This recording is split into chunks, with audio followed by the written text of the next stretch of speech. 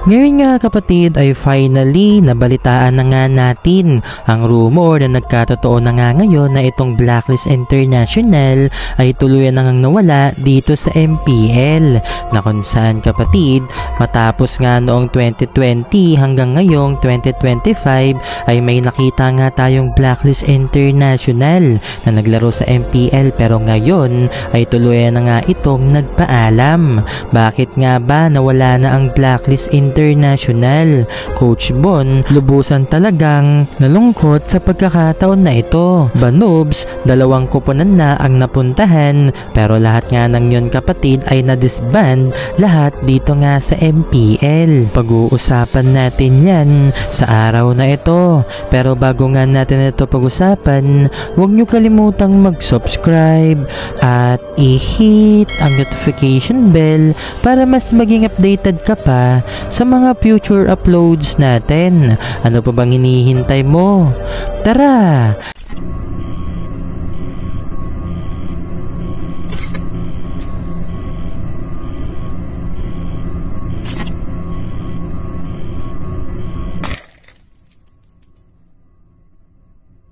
Ngayon nga kapatid ay finally nakita na nga natin itong balita na nagkatotoo na nga, na kung saan may official announcement na nga itong Blacklist International, at yung mga ganyang bagay nga kapatid, hindi na nga yan rumor.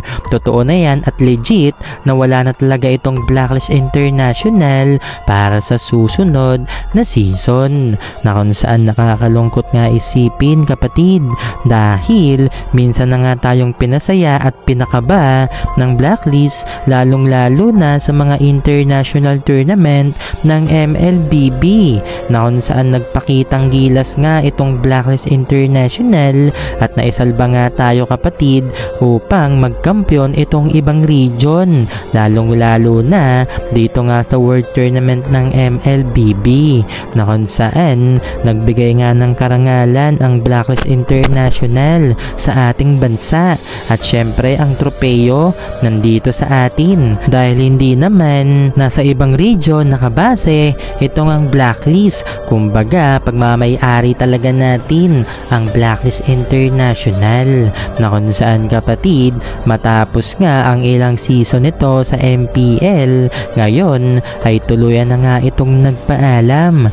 Kaya naman nang dahil nga dyan itong si Coach Bon ay labis-labis talaga ang kanyang kalungkutan, dahil simulat sa pool kapatid, itong ang si Coach Bon ay miyembro na ng Blacklist International hanggang maging head coach nga ito at makakuha ng mga kabilaang kampyonato. Kumbaga simula nga na nag-uumpisa pa lamang itong Blacklist International, nandyan na nga yung si Coach Bon Chan. Nagsimula nga sila sa wala kapatid hanggang sa nagkaroon na nga sila ng mga kampyonato, hanggang umina na nga ang Blacklist at tuluyang nawala. Lahat yon ay nasaksihan nitong ang ni Coach Bon. Kaya nakakabilib din talaga itong ang si Coach Bon kapatid, dahil hanggang dulo ay pinili niya pa rin talaga na mag-stay dito nga sa Blacklist. Kahit kada season kapatid ay may mga nag-offer sa kanya dito nga sa mga MPL teams, pero still Blacklist pa rin talaga itong ang si Coach Bon. Nagsimula at dito rin siya nagtatapos. At yung slot nga noon ng EVOS ay nakuha nga ng Blacklist International kapatid. Kaya naman yung ilang mga player nga ng EVOS ay napunta nga dito sa Blacklist International. Nagsimula nga itong Blacklist noong MPL Season 5, na kung saan ang mga miyembro nga nito ay itong sila Dexter, Honda, Killer, Riddler at itong ang ni Aqua, na kung saan dito nga sa MPL Season 5 tunay na nangulelat talaga itong ang Blacklist kapatid, na kung saan nailigtas naman nila ang kanilang koponan sa pagkakalaglag dito nga yan sa MPL noon, dahil laglagan pa nga yan at wala pa ngang franchise dito nga sa Pinas. Kaya naman nang dahil dyan, kapag ikaw nga ay napatong dito nga sa rank 7 at pati nga dito sa rank 8 kapatid, paniguradong tanggal ka na nga sa MPL. Bukod nga dyan kapatid, nasundan naman din kaagad ito ngang MPL Season 6 na kung saan ang koponan nga ng Blacklist kapatid ay hindi nagbago ang kanilang lineup, pero may naidagdag lamang dito nga sa main 5 na kung saan nawala na nga itong sila Honda kapatid, at dito na nga pumasok ito ngang sila Kyrie at ito ngang si Uncle Eson kapatid, na kung saan maganda naman yung naging panimula nito ngang koponan ng Blacklist noong MPL Season 6, pero sila nga kapatid ay nilason lamang ng Smart Omega. Naging dikit naman yung laban sa score na 2-3, pero natalo nga ang mga ito dahilan kung bakit maaga nga silang nagpaalam. Nagkaroon din noon ng MPL Invitational 2020, pero still nangulelat pa rin itong ang Blacklist International. At matapos nga ang MPL Season 6, dito na nga kapatid nagkaroon ng malaking pagbabago ang koponan ng Blacklist International, na kung saan itong si Kyrie dapat ay mapupunta dito nga sa NXP noon, na kung saan inoffer nga yan ni Coach Bon dito nga kay Boss Dog para daw magsama-sama na nga itong mga Bataan Boys. Binalak din ng Blacklist noong MPL Season 7 na makuha nga itong si H2 kapalit nga itong si Kyrie, pero syempre since maganda nga yung ipinakita ni H2 noong MPL Season 6 sa koponan ng NXP Solid, hindi nga nagdalawang isip itong si Boss Dogs. Hindi nga niya binenta ito ngang si H2 dito nga sa Blacklist kapatid. Kaya naman ang nangyari, itong si Kyrie ay na-trade dito nga sa B-Wise na noong MPL Season 6 nga kapatid ay nasa Onyx PH pa. Pero iniwan nga ng B-Wise itong Onyx PH hanggang napunta nga sila dito sa Blacklist International. Hindi naman nagsisi itong ang sila Coach Bon nang kunin nga nila itong B-Wise, na kung saan sa unang pagkakataon finally ay nakakuha ng kampyonato itong Blacklist International kapatid, na kung saan sobrang solid talaga ng Blacklist sa mga oras na iyon.